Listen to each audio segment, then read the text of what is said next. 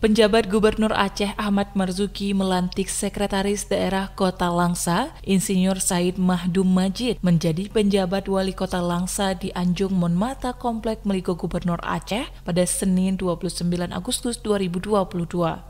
Ahmad Marzuki berpesan kepada Said Mahdum agar melaksanakan amanah yang diberikan dengan sebaik-baiknya. Ia mengatakan, binalah komunikasi positif dengan legislatif, yudikatif, alim ulama, dan elemen masyarakat dalam upaya menjaga harmoni dan kekompakan serta kesatuan dalam membangun daerah. Selain itu, Said Mahdum diminta agar menjalankan sistem pemerintahan secara transparan, akuntabel, dan taat hukum.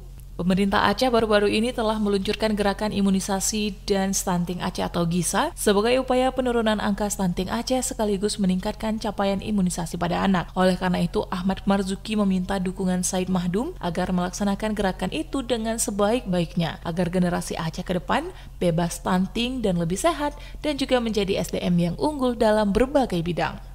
Di antara amanat lain yang disampaikan Ahmad Marzuki adalah menurunkan tingkat inflasi Aceh yang cukup tinggi, pengelolaan dana desa, pengoptimalisasian pelabuhan Kuala Langsa, dan terakhir mengenai tahapan pemilu dan pilkada agar berjalan lancar demi suksesnya pelaksanaan di Kota Langsa pada tahun 2024.